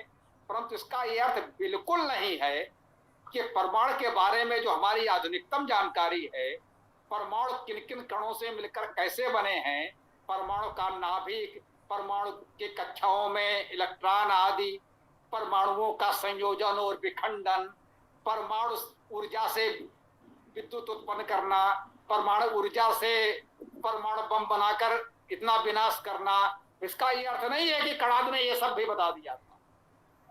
निश्चित रूप से परमाणु की अवधारणा सबसे पहले कणाद ने दी। यह वैचारिक पक्ष है जो हमारा सर्वश्रेष्ठ है, ये निश्चित रूप से। लेकिन कोई यंत्र उपकरण बनाकर हमने नहीं दिए। वैमानिक शास्त्र मेरे पास रहा है, कोई मित्र ले गए, क्योंकि हमारे पास बहुत दिन तक पड़ा रहा, हमने कहीं पुस्तक मेले में खरीदा था। वैमानिक शास्त्र हमने देखा है, पता नहीं हो सकता है आपको मिला कि नहीं मिला। कहा जाता है यंत्र सर्वस्व नाम का विशाल ग्रंथ है, उसका एक अध्याय, एक चैप्टर ये वैमानिक शास्त्र है, जिसे हम वैमानिक शास्त्र कह रहे हैं। तो जब कहीं मिले तो उस वैमानिक शास्त्र को पढ़िएगा और उसका अर्थ करने का प्रयास कीजिएगा। उस वैमानिक शास्त्र से कौन सा विमान बन सकता है। महर्षि भारद्वाज का वैमानिक शास्त्र उस समय उपलब्ध था, तो भारत में विमान बना कब, किसने कैसे बनाया, कहीं उसका कोई अवशेष उपकरण मिला। सिंधु घाटी के खुदाई में आश्चर्यजनक बातें मिली, इतने सुंदर सुंदर आभूषण मिले, जिसको लोगों ने, खोजने वालों ने, ब्रिटेन वालों ने कहा कि ऐसा लगता है ये आभूषण जैसे अभी लंदन की किसी ज्वेलरी शॉप से आ रहे हों। बिल्कुल इतने उन्नत आभूषण मिले, जलाशय मिले, सड़कें मिली, सब कुछ मिला, लेकिन वहां पर कोई साइकिल, कार, हवाई जहाज जैसा कोई उपकरण नहीं मिला। सरिया सीमेंट जैसा कुछ नहीं मिला। हमको सारे पक्ष को देखना चाहिए। तो गुरुजी, इस पर मैं एक और प्रश्न पूछना चाहूंगी कि ये जो रामायण में हम लोग वो जो सीन हमने तो देखा है, पढ़ा नहीं है, कि रावण जो है वो पुष्पक विमान था उनके पास, उसमें वो सीता का हरण करके ले जा रहे हैं। तो ये पुष्पक विमान का जो चर्चा है वो बंद कर दीजिए, इस तरह हम बात नहीं कर सकते। जी गुरुजी, एक अनुशासन है, बीच में नहीं बोलना चाहिए। बात एक की पूरी हो जाए तब अपनी बात कही जा सकती है। आप और को देख रहे हैं ना। क्षमा चाहती हूँ गुरुजी, क्षमा चाहती हूँ, क्षम्यताम। बोलने से तो बात अलग चली जाएगी, बात पूरी नहीं होगी।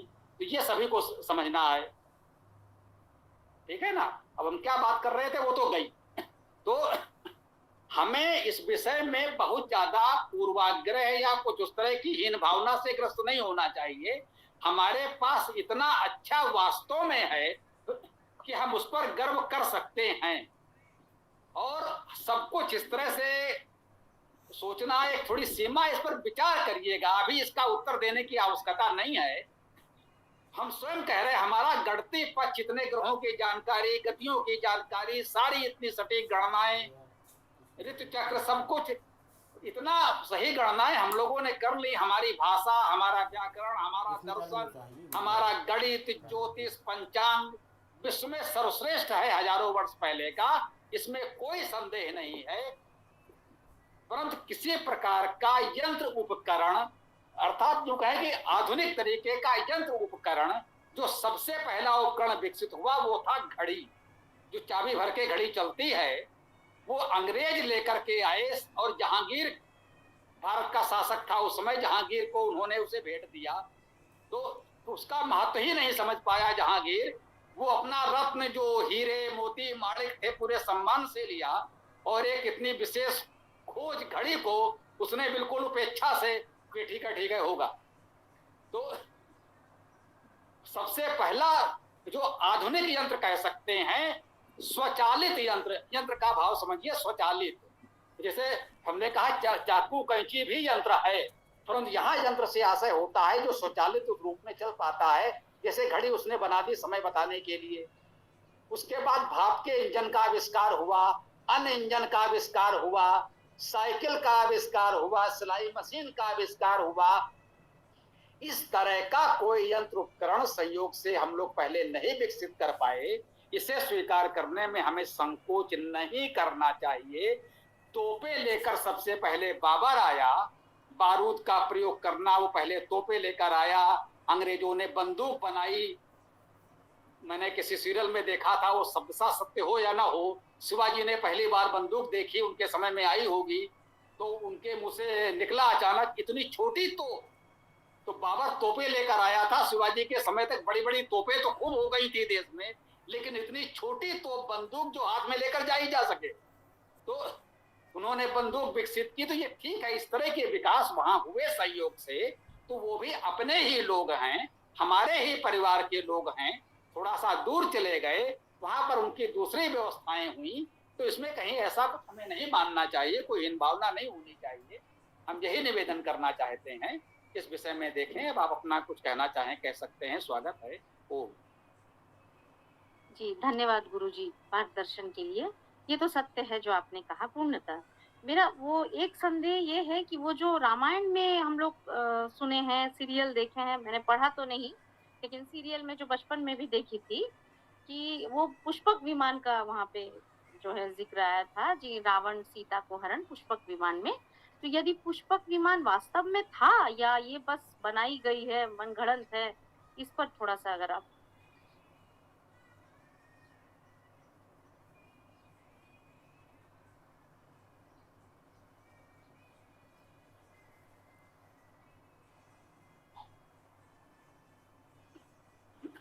देखिए, वायुयान जैसा कोई यंत्र रहा हो, इसकी मेरे पास कोई पुष्ट प्रामाणिक जानकारी नहीं है, मैं स्पष्ट कर दूं।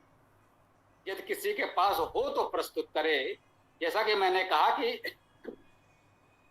विमान जैसा कुछ यदि रहा होता तो कहीं ना कहीं पुरातत्व विभाग को किसी विमान के कोई टूटे फूटे अवशेष, कोई हवाई अड्डे की संरचना कुछ तो मिलता किसी रूप में। अभी तक ऐसी कोई संरचना, मतलब उड़ने वाला विमान तो छोड़िए, पृथ्वी पर चलने वाला भी कोई ऐसा यंत्र तो नहीं मिला। घोड़ा गाड़ी बैलगाड़ी के अलावा बिना किसी जैविक सहायता के, है ना, बिना किसी जीव प्राणी की शक्ति लगाए हुए, जैविक बल के अलावा यांत्रिक बल से चलने वाला कोई उपकरण हमारे पास कहीं था, इसकी कोई जानकारी नहीं मिली है। अभी राखी गढ़ी आदि की भी जो आपने देखा, लगभग महाभारत काल के आसपास की संरचनाएं मिली हैं जो खोज में। वहां पर क्या मिला है? रथ मिले हैं। रथ तो थे, कह सकते हैं हम लोग पढ़ते थे, वहां पर वो रथ मिल गए जो इतने लंबे समय में पड़े पड़े जो लकड़ी के बने हुए रथ थे वो अब मिट्टी हो गए। लेकिन लकड़ी के बने हुए रथ थे, वो किसी धातु के बने हुए नहीं थे। यदि लोहा होता, कोई और धातु होती तो यथावत जो की तो हमको लंबे कालखंड में मिल जाती। लकड़ी थी तो जो धीरे धीरे लगभग मिट्टी के स्वरूप में पहुंच गई हजारों वर्षों में। तो अति प्राचीन काल से लकड़ी भी मिलना कठिन है, क्योंकि वो मिट्टी हो चुकी होगी। वो कुछ उसका आकार प्रकार बिल्कुल रथ जैसा मिला, तो दूर से आप उसका चित्र ले सकते हैं कि ये रथ था। जब उसे छुएंगे तो मिट्टी की तरह ढह जाएगा। तो ये सब मिले हैं। उनके अस्त्र शस्त्र भी जो समय होते थे तांबे के, जी हाँ ध्यान दीजिएगा, तांबे के शस्त्र मिले हैं, लोहे के नहीं। अर्थात उस समय ताम्रकाल जिसे हम लोग पढ़ते हैं, अस्त्र तांबे के थे। लोहे का आविष्कार संभवतः तब तक नहीं हुआ था। राम के समय में या महाभारत काल तक लोहे का आविष्कार नहीं है। जो पुरातत्व विभाग को मिल रहा है वो तांबे के बने हुए अस्त्र शस्त्र मिल रहे हैं। कांसे के अस्त्र भी कह सकते हैं सिंधु घाटी की सभ्यता में कुछ संभवतः संकेत मिले हैं, अधिकतर प्रयोग तांबे का ही मिला। तो ताम्र काल से कांस्य काल तक की सभ्यता महाभारत काल तक मान सकते हैं। लोहे का उपयोग मौर्य काल में ही दिखाई पड़ता, संभवतः प्राचीनतम लोहे का उपयोग संभवतः मौर्य काल में दिखता है, लोहे का आविष्कार बाद में होता है। तो इस तथ्य को हमें स्वीकार करना चाहिए कि इस प्रकार की कोई प्रामाणिक जानकारी किसी ग्रंथ में भी सही तरीके से नहीं मिल रही है, और पुरातत्व का प्रमाण तो बहुत दूर की बात है। तो जितना हमारी उपलब्धि है, मैं दोहराना चाहूंगा कि वो इतनी अधिक है कि उस पर हम पर्याप्त गर्व कर सकते हैं। जो नहीं है उसके लिए हमें लज्जित होने की आवश्यकता नहीं है, इन भावना पालने की आवश्यकता नहीं है। ओम। धन्यवाद गुरुजी। स्वामी जी, इसमें एक चीज जोड़ने का प्रयास कर रहा हूँ कि हमारे पास जो भी जानकारियां हैं वेदों में या अलग अलग ग्रंथों में, वे हमें एक तरह से सिद्धांत रूप से संकेत हैं, जिनका हमारे यहाँ पर तत्समय तत्काल में संभवतः प्रायोगिक ज्ञान हमारे पास उनमें नहीं है। जो ग्रंथ कहीं लुप्त हो गए, जिनको हम जिसको कहते हैं अप्लाइड साइंसेस, वो कहीं लुप्त हो गए। और दूसरी चीज जो मेरे अपने स्वाध्याय और अध्ययन में आई कि जिस पुष्पक विमान का भी वर्णन हुआ है, वो पुष्पक विमान रामचंद्र जी के काल के अलावा उसके आगे कहीं उसका उल्लेख नहीं है। तो संभवतः वो वहां ही रुक करके समाप्त हो गया, उससे आगे नहीं चला।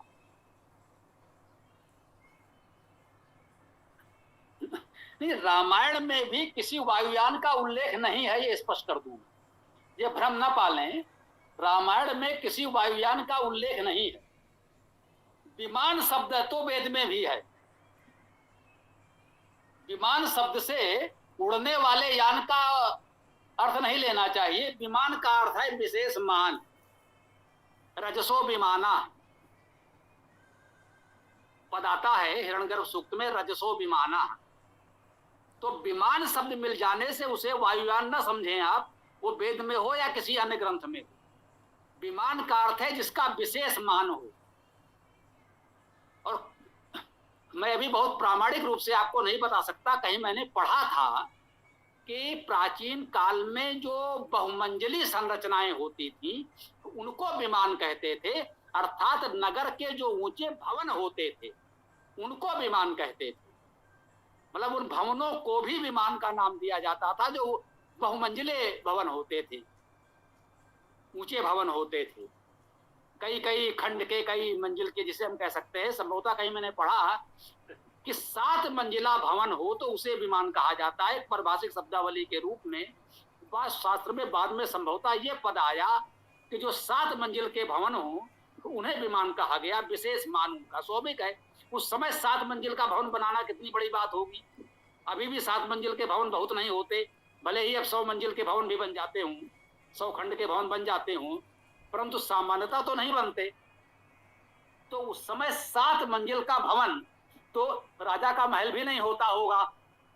जैसे कुतुब मीनार जिसे हम लोग कह रहे हैं मिहिर स्तंभ, वो 7 मंजिल का था, 7 खंडी भवन था वो, बाद में उसको तोड़ दिया तो 5 बचे, ऐसा कुछ है संभवतः। तो ये भी कहीं मैंने पढ़ा है, जब मैं उसका बहुत प्रामाणिक उल्लेख इस समय नहीं कर पा रहा हूँ, परंतु मैंने कहीं पढ़ा है, ये विश्वास किया जा सके। तो विमान का अर्थ ये था वो संरचनाएं जो अपने समय की दृष्टि से बहुत महत्वपूर्ण हो, जिनका विशेष मान हो, उसे विमान कहा गया। तो उन भवनों को या यातायात के साधन उस समय जो रथ होते थे, हो सकता है जो अति विशिष्ट रथ होते हों, जो बहुत ऊंचे बहुत भव्य होते हों, उन रथों को विमान कहा जाता हो, विशेष सम्मान दिया जाता हो। और ऐसा विमान रावण के पास या दशरथ के पास या ऐसे महान सम्राटों के पास होना कोई बड़ी बात नहीं है, ये संभव है। इसको इसी रूप में देखें तो उचित होगा। विमान को वायुयान समझने की भूल जो हो रही है, ये समस्या इससे उत्पन्न हो रही है। जहां तक मैं समझ पा रहा हूं कहीं भी वायुयान का ऐसा कोई उल्लेख संभवता नहीं है। ओम। गुरु जी, विमान तो शायद ये द्रविड़ शैली के मंदिर होते हैं, इनमें भी किसी संरचना को कहते हैं शायद, मैंने सुना था। और गुरु जी, जो ये बात आ रही है, जो भी इतनी आज वैज्ञानिक बातें चल रही हैं, तो जैसे अपने जितने भी पुराने ग्रंथ हैं उन पर गुरु जी काम तो किया जा सकता है, लेकिन बात वही संस्कृत में लिखे गए हैं वो, और उनका ट्रांसलेशन भी किसी ने किया नहीं है, ना हिंदी में उपलब्ध है, इंग्लिश में भी आसानी से नहीं मिलते, तो उनमें गुरु जी उन पर काम करने में बड़ी दिक्कत आती है। मैंने वेद कक्षा से पहले उन पे ये सिद्धांत शिरोमणि, आर्यभट्ट, लीलावती, ये सारे ग्रंथ है ना, खूब इनमें मतलब के माथा खपा है, लेकिन ये कोई उसमें निष्कर्ष नहीं निकलती चीजें, क्योंकि वो बहुत जटिल संस्कृत में होती हैं, तो वो समझने में आती नहीं है। तो इसका गुरु जी कोई हल हो या फिर कोई तरीका बता सके तो आप बताइए। जी हाँ, मैं आपको तरीका तो बता सकता हूँ, रास्ता बता सकता हूँ, चलना आपको पड़ेगा। मैं आपको वो आवश्यक आधारभूत ढांचा बता सकता हूँ जिससे आप ये कार्य कर सकें। तो इसके लिए सबसे पहले तो आपको ये करना पड़ेगा कि आपके पास आधारभूत ढांचा, इंफ्रास्ट्रक्चर होना चाहिए। एक अच्छा सा बड़ा सा भवन होना चाहिए आपका अपना। आपके पास बिना कुछ किए आय के साधन होने चाहिए। लाखों रुपए महीने तो न्यूनतम है, यदि लाखों रुपए प्रतिदिन की आय आपके पास हो, विशाल भवन हो, उदारता से व्यय करने की सामर्थ्य हो, आपको अपने घर परिवार का खर्च चलाने के लिए कहीं रोजी रोटी नौकरी व्यापार करने की आवश्यकता ना हो, तब इस कार्य को हाथ में लीजिएगा, ये संभव हो जाएगा। एक बात। उसके बाद करना आपको ये पड़ेगा कि संस्कृत आपको सीखना पड़ेगा, कम से कम हमारे स्तर पर। हमारे बारे में कुछ लोग कहते हैं कि ये वेद पढ़ाते हैं, संस्कृत तो आती नहीं, इन्होंने संस्कृत पढ़ी नहीं, संस्कृत सीखी नहीं, वेद भाष्य कर डाला है और लोगों को वेद पढ़ाते भी हैं। अब उनके बारे में हम क्या कहें? आप समझदार हैं, समझ सकते हैं, लेकिन इसीलिए मैंने विनम्रता से कहा कि भैया कम से कम हमारे इस तरह की संस्कृत तो सीखनी ही पड़ेगी। बहुत विद्वान होना तो बात की बात है, हो जाइएगा तो अच्छा है। यूं समझ लें, मैं अब व्यवहारिक रूप से आपको बताऊं कि जैसे आपकी हमारी मातृभाषा जो भी है, जनभाषा हम बोल रहे हैं, देवनागरी, नागरी, आर्य भाषा, कुछ भी कह लें आप, लेकिन जो लोग तकनीकी क्षेत्र में कार्य कर रहे हैं वे इतनी अंग्रेजी सीख लेते हैं कि जैसे अंग्रेजी उनकी अपनी भाषा हो जाती है। वो सहज भाव से अंग्रेजी में बोल सकते हैं, बात कर सकते हैं। उन्हें अंग्रेजी के अतिरिक्त किसी अन्य भाषा की जानकारी न हो तो भी बात बन जाएगी। यदि ऐसे लोग हों जो हमारी भाषा न जानते हों, केवल अंग्रेजी जानते हों, तो उनके साथ वो रह करके अपना व्यवहार कर सकते हैं, शोध कार्य कर सकते हैं। आप जानते हैं, स्वाभाविक है, जो लोग इसरो में कार्य कर रहे हैं अधिकांश वहां अंग्रेजी के माध्यम से ही तो कार्य हो रहा है।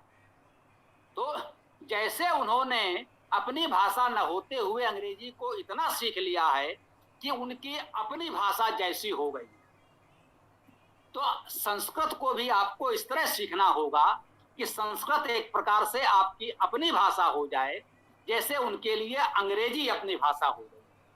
अब यहाँ पर एक बात मैं आपसे सकारात्मक कहना चाहता हूँ, यदि वास्तव में आप संस्कृत सीखना चाहें तो इतना तो मैं कह सकता हूँ कि यदि अंग्रेजी सीखी जा सकती है तो अंग्रेजी की तुलना में आपके लिए संस्कृत सीखना बहुत बहुत बहुत सरल है, क्योंकि वर्णमाला वही है, शब्दावली वही है। अधिकांश शब्द संस्कृत के ही वैदिक शब्द आज तक हम लोग बोल रहे हैं, हमारे बोलचाल में अधिकांश शब्द वही होते हैं जो वेदों में हैं, जो वेद के बाद के अन्य संस्कृत ग्रंथों में हैं। अधिकांश शब्द हम लोग वही बोलते हैं। केवल एक मन में भ्रमसा है कि वो अलग भाषा है। जैसे मैं उदाहरण के लिए कह देता हूं, जैसे एक शब्द है खेलती, संस्कृत में है खेलती, खेलता है, चलती, चलता है, करती, करता है, मरती, मरता है। हम लोग जो हमने अनुवाद किया वो खड़ी बोली में किया, खेलत खेलता है, चलत चलता है। और अभी ग्रामीण क्षेत्र में जाइए तो क्या बोलेंगे, चलत है, खेलत है, तो खेलत है, चलत है, खेलती, करती, चलती, पठती, तो कितना अंतर है। जैसे हम खड़ी बोली बोलने वाले हैं, मान लीजिए शायद हम लोग नगरीय क्षेत्रों में हैं, खड़ी बोली बोल रहे हैं, और कुछ किलोमीटर दूर जब हम ग्रामीण क्षेत्रों में जाते हैं तो उनकी भाषा में थोड़ा परिवर्तन हो जाता है। या थोड़ा ध्यान से देखेंगे तो संस्कृत भाषा में और हमारी भाषा में लगभग इतना अंतर है, इससे कुछ अधिक होगा। तो जब इस भाव से आप संस्कृत सीखना अपनाना चाहेंगे तो बहुत सरलता से संस्कृत आपकी अपनी भाषा हो जाएगी, बिना पाणिनि अष्टाध्यायी महाभाष्य पढ़े। ये मैं और अवश्य जोड़ दूं, यदि पाणिनि अष्टाध्यायी और महाभाष्य पढ़ने की अनिवार्यता है संस्कृत सीखने के लिए, तब तो आप संस्कृत न सीख पाएंगे। कुछ लोग सीख लेते होंगे गुरुकुल वाले, आप जैसे बच्चों के लिए तो कठिन होगा, मेरे लिए भी। तो ये बात है। तो संस्कृत को आपको अपनाना होगा, अपनी भाषा बनाना होगा, और परिवार के खर्चों से मुक्ति पानी होगी। आय के ऐसे साधन होने चाहिए कि बिना ऐसा कुछ अर्जन किए हुए आपका परिवार का निर्वाह हो सके, और इस कार्य के लिए उदारता से आप व्यय कर सकें, अपने साथी सहयोगी सहायक रख लें, उनका वेतन दे सकें, इतनी व्यवस्था कर सकें तो जो आप चाहते हैं बहुत बड़ा और उत्तम कार्य है, वो संभव है। कोई बड़ी संस्था, कोई बड़ा व्यक्ति आपको ऐसा सहयोग दे दे तो संभव है। ओम। प्रतिभा जी कुछ कहना चाह रहे हैं, बोलिए। ओम स्वागत। जी जी स्वामी जी, वो संस्कृत में मैंने जो देखा है, जैसे हम लोग को, हमें तो इंग्लिश मीडियम में तो यही पढ़ाया गया, इनफैक्ट शायद हिंदी में भी वही होगा कि एक वचन और बहुवचन, सिंगुलर प्लूरल, इतना ही जानते थे हम लोग। लेकिन संस्कृत में मैंने देखा कि वहाँ पे एक वचन, द्विवचन और बहुवचन भी है, और एक री के साथ री और ड़ी भी है, जो हिंदी में नहीं थी। तो थोड़ी अलग है, लेकिन मुझे धीरे धीरे, अभी मैंने स्टार्ट किया है संस्कृत पढ़ना, तो मुझे ऐसा लगता है गुरुजी, इससे इससे उत्तम कोई भाषा हो ही नहीं सकती। थोड़ा कठिन लग रहा है क्योंकि हिंदी भी उतनी सुदृढ़ नहीं है हमारी, तो but to be very honest बहुत अच्छा है, और हर किसी को संस्कृत सीखना चाहिए। हमारे देश में तो ये एक विषय शुरू से ही 10th तक रहना चाहिए, ताकि लोगों को एक एटलीस्ट मिनिमम नॉलेज हो जाए, ताकि वो कोई भी संस्कृत का किताब, जैसे अभी इन्होंने बोला था पुलकित जी ने भी, या शायद ग्रुप में किसी और ने, कि संस्कृत की वजह से इतना प्रॉब्लम हो रहा है। सही बात है, थोड़ा सा अलग है संस्कृत, लेकिन मुझे लगता है यही मदर है, ये मातृ है सारे भाषाओं की, इसी से सारी भाषाएं निकली होंगी। मुझे बहुत अच्छा लग रहा है इसको पढ़ते हुए। धन्यवाद गुरुजी। आपके पास हमारी सरल संस्कृत व्याकरण है प्रतिभा जी? जी नहीं गुरुजी, मैं एक्चुअली राज्यपालम है तमिलनाडु में, वहाँ साउथ तमिलनाडु, वहाँ से मैं पत्राचार के द्वारा ऑनलाइन क्लासेस कर रही हूँ, वहीं से किताब मंगाई है मैंने। आप हैं कहाँ पर? जी मैं झारखंड से हूँ, जमशेदपुर। जी, कृपया यदि संभव हो तो कुछ पुस्तकें हमारी मंगा लें। सरल संस्कृत व्याकरण छोटी सी पुस्तक है, और उसमें ना रूप रटना है ना सूत्र रटना है। आपको संस्कृत लिखना पढ़ना बोलना आ जाएगा, अभ्यास हो जाएगा बहुत सरलता से। इससे सरल पद्धति कहीं नहीं। तो ये सरल संस्कृत व्याकरण आपके पास होनी चाहिए, और हम यही कह सकते हैं यदि संभव हो तो जो भी आप कर सकें उतने सहयोग राशि गौरव जी को भेज दें, हम आपको एक सेट उसका भेज देंगे। सरल संस्कृत व्याकरण है, धात्वादि कोश है जिसके भी हमने उल्लेख किया था, और वैदिक शब्द कोश भी है, और वेद की तो पुस्तकें वेदायन आदि हैं ही जो हम लोग पढ़ रहे हैं। तो ये संभव हो, ये व्याकरण की पुस्तक यदि आप पढ़ लेंगे, तो किसी ने मंगाई थी, पर वहां से उन्होंने लिखा कि वास्तव में इतनी सरल संस्कृत व्याकरण सोचा नहीं था, कि मतलब संस्कृत व्याकरण इतनी सरल हो सकती है, ये सोचा भी नहीं था। तो ये पुस्तक यदि आपके पास होगी तो ठीक रहेगा, प्रयास कीजिएगा हो जाए। जी गुरुजी। लगभग लाख खर्च में पहुंच जाती है, उसका मूल्य बहुत अधिक नहीं रखा गया है, सहयोग से थोड़ा सा ठीक हो गई है वो, तो देख लीजिएगा। ओम। तो आगे चर्चा कुछ करना हो तो कर भी सकते हैं, अन्यथा जैसा उचित समझे पुलकित जी।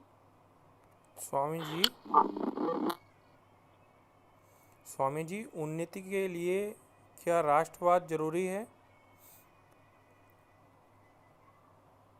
हाँ हरीश जी, आप भी कुछ कह रहे थे और पुलकित जी भी, आप लोग भी अपनी बात कह दे, फिर मैं बताऊं, हो सकता है एक साथ हो जाए। हाँ जी स्वामी जी, जो हमारे ग्रंथ संस्कृत में हैं, जिसके लिए अभी सभी अपने साथियों ने बताया, तो यही उसका लालित्य कह सकते हैं या उसका संरक्षण भी कह सकते हैं कि संस्कृत की वजह से ही वे ग्रंथ हमारे बचे हुए हैं। अन्यथा जो पाखंडी और दूसरे विदेशी आए, पाश्चात्य संस्कृति वाले आए या अरबी आए, इन्होंने भी उनका सत्यानाश कर दिया होता। और उसके लिए वे भी लोग बड़े धन्यवाद के पात्र हैं, जिनका हमें आभार मानना चाहिए कि उन्होंने इन ग्रंथों को संजोकर संवार कर अपने पास रखा है, जिसके हम आज चर्चा भी कर पा रहे हैं।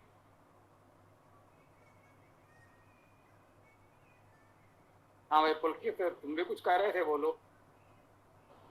मैं गुरुजी वो प्रतिभा जी की बात पे कहना चाह रहा था कि वो कह रहे थे ना कि 10th तक अनिवार्य होनी चाहिए, तो 10th तक अनिवार्य ही है संस्कृत। और जो जैसे मैं विद्या भारती के स्कूलों में पढ़ा हूँ, तो वहां पर प्रथम कक्षा से, बल्कि एलकेजी से थोड़ा थोड़ा शुरू कर देते हैं, और प्रथम कक्षा से तो वैदिक गणित और संस्कृत दोनों अनिवार्य विषय होते हैं। वो संस्कृत कमजोर रहने का कारण यही है मेरा, कि वो पिछले 4-5 सालों से मैंने मतलब हिंदी ना संस्कृत कुछ नहीं पढ़ा है, इंग्लिश में ही चल रहा है, तो इस वजह से थोड़ी दिक्कत हो रही है। बाकी विद्या भारती के स्कूलों में पढ़ाया जाता है, तो आप वहाँ से भी थोड़ा जुड़े तो अच्छा रहेगा। जी मैं ये बोलूं कुछ गुरुजी? हाँ बोलो। जी ऐसा है कि हमारे यहाँ, जैसे मैं अंग्रेजी माध्यम से हूँ बचपन से, तो हमारे यहाँ नहीं पढ़ाते। वो सिर्फ 4, 5 और 6 ऐसी 3 कक्षाओं में थोड़ा सा बस पढ़ाते हैं, और उस वक्त तक कुछ समझ में भी नहीं आता, क्योंकि हमें आदत है नहीं। और हिंदी भी सिर्फ एक सब्जेक्ट होता था, जो कि बहुत सरल हिंदी होती थी, और संस्कृत में उतना ध्यान कोई देता नहीं था, और सिर्फ 3 क्लास पढ़ाते थे, बस हो गया। तो वही अच्छा, शायद आप हिंदी मीडियम की बात कर रहे हैं, मुझे उसका ज्ञान नहीं है। और यहाँ तो भरमार इंग्लिश मीडियम है गुरुजी, क्या बताऊं।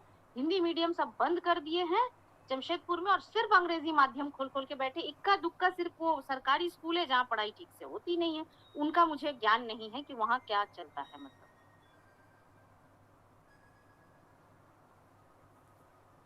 ये जो परिस्थितियां हैं, हमें उन्हीं में कार्य करना है।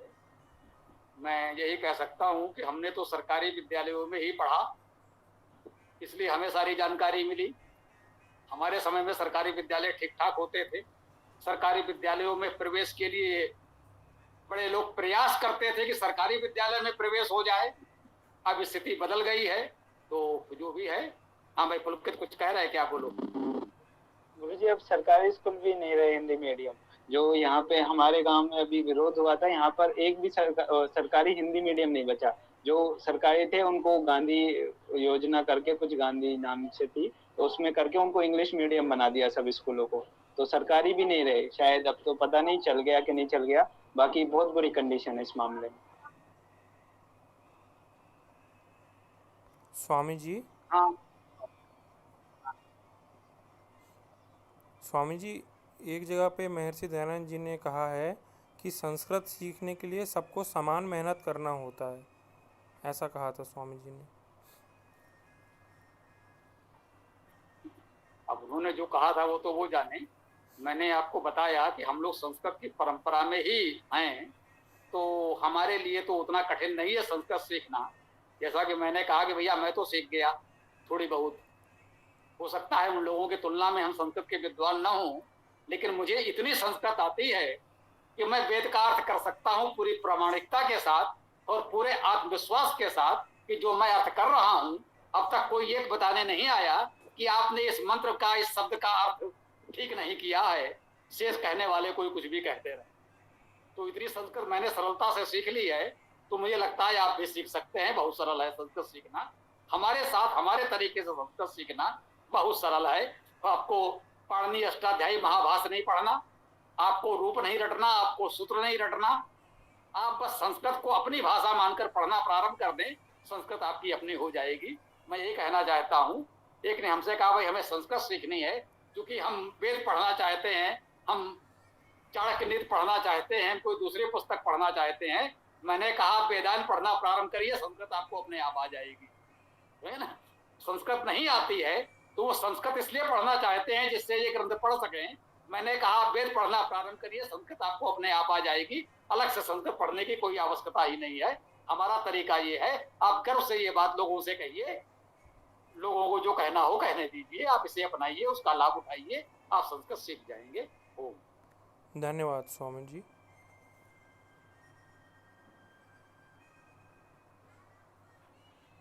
संस्कृत भाषा की जब बात चली तो मुझे एक श्लोक याद आ गया जो मुझे 6वीं कक्षा में याद कराया था हमारे शिक्षकों ने। भो भो बालाः संस्कृत भाषा सरला किंवा दुर्बोधावा एतत् कथयत कृपया यूयम् शांतम येन भवेन मम चित्तम।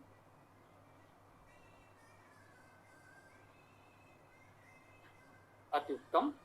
ऐसे ही हम लोगों ने भी बचपन से बहुत कुछ पढ़ा है और आज भी हमारे लिए प्रेरणा है, बहुत कुछ उससे लाभ होता है।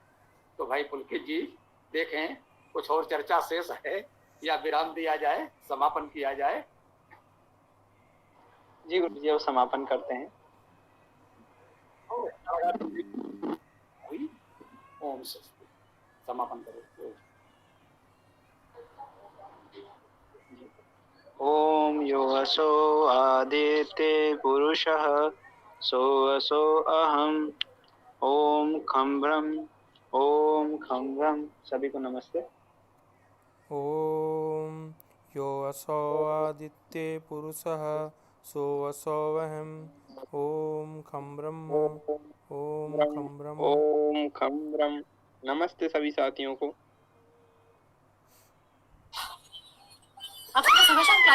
ओम यो असो आदित्य पुरुषः सो असो अहम ओम खं ब्रह्म। सभी को सादर नमस्ते।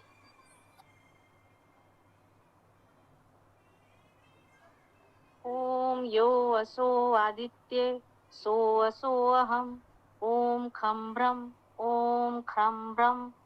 सभी को सादर नमस्कार। भाई प्रतिभा जी, आपने मंत्र पढ़ा, उससे भी पुरुषा को हटा दिया, ऐसा भी पुरुष से क्या विरोध है आपका? ओम यो पुरुषा, नहीं वो जान के नहीं किया। कोई बात नहीं। हाँ, इस स्वामी जी एक रिक्वेस्ट है, ये जो मंत्र आप लोग बोलते हैं ना, इसको एटलीस्ट उसको इसमें डाल दीजिए ना ग्रुप में। ये तो सुन के बोल रही हूँ, एटलीस्ट पढ़ लूंगी, ऑडियो के साथ विजुअल होगा तो अच्छा रहेगा, वो प्रभाव ज्यादा देर तक रहेगा, भूलूंगी नहीं। हाँ भाई पुलकित जी, गौरव जी, ये सभी युवा साथी ध्यान दें, ये ओम मंत्र सब तक पहुंच जाए, इसको लगातार देते रहें। ये बहुत बार दिया गया है लेकिन हो जाता है, नए लोग जुड़ते हैं, तो इसको लगातार देते रहें, सबको मिलता रहे। ओम। तो अब सायंकाल इस वेद कक्षा में 7:30 बजे हम लोग पुनः मिलते हैं। तब तक के लिए शुभमस्तु। ओम स्वस्ति, ओम नमस्ते, ओम खं ब्रह्म, ओम खं ब्रह्म, ओम खं ब्रह्म।